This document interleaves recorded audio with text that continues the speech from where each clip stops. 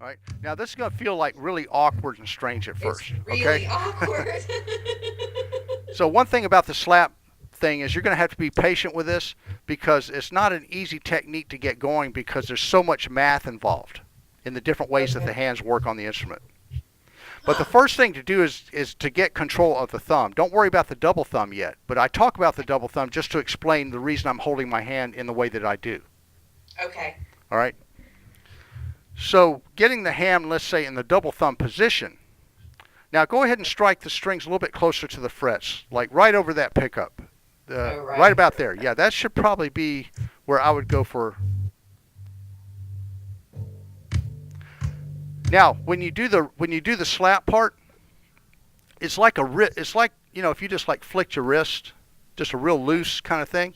That's really kind of like the best way to describe the motion. You don't drive the thumb into the string. It's almost like you throw it into the string and it bounces off.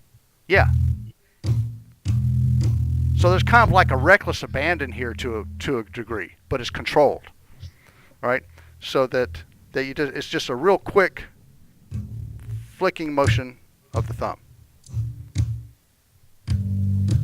Yeah.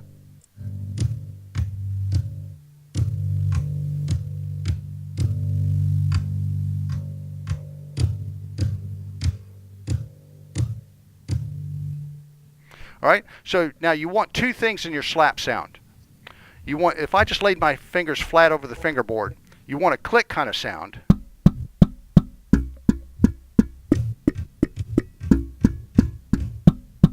Plus a regular note. Now go ahead and work on third fret notes here as opposed to open strings. It'll be a little easier to control for now. So that I have my fingered note plus a click equals combine the two balance and combine the two elements. Thing to practice your slap thing on the E string on the G notes on the third fret of the E string. Okay. I'll give you an example that you could just do quarter notes and actually kind of work with a groove.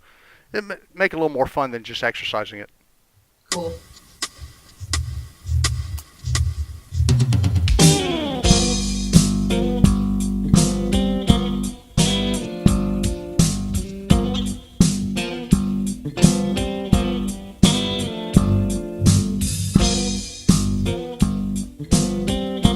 So you can work on like a quarter note thing like that, and then eighth notes.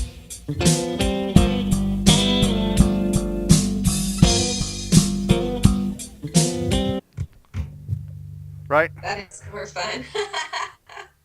So like you could put on that as well as exercise it. You could like with a third fret note on your E string, just play, work on just keeping a quarter note groove and then an eighth note groove.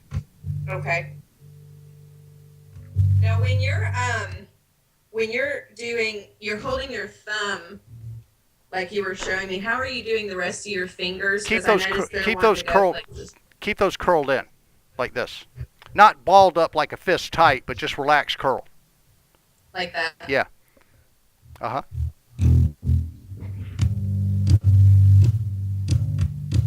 That's exactly right. Uh huh. It's funny. It's really hard. Like I keep missing. Yeah, my you will. normal. You will for a little while until you kind of get the aiming comfortable. It'll just take a Okay. little time, but yeah, it'll happen. Okay. Okay. Now, I'm also going to send some slap exercises that we'll be working on too. So you'll be getting a PDF file of those. Okay.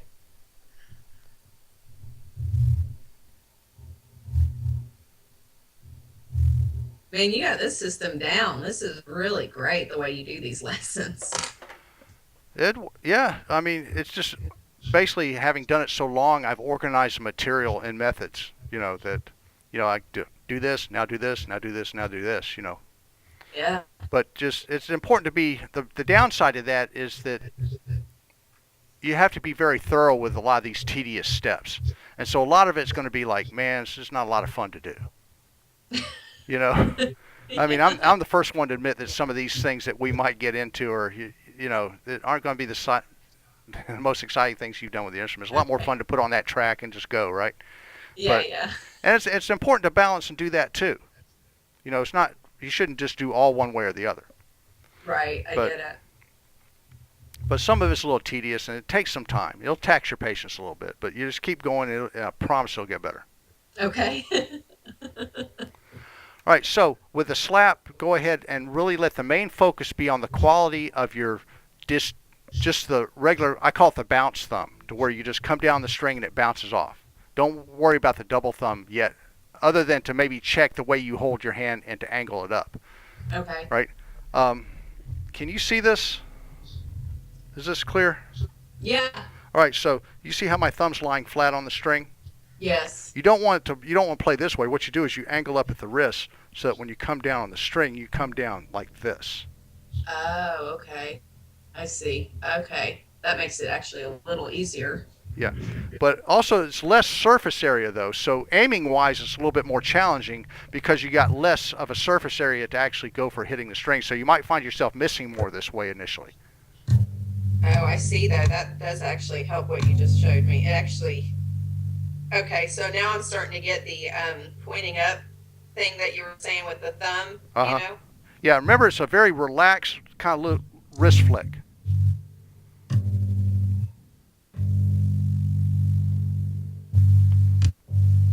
You see the circle I drew on my thumb? Yeah. That's about where you're aiming to hit the string. Okay.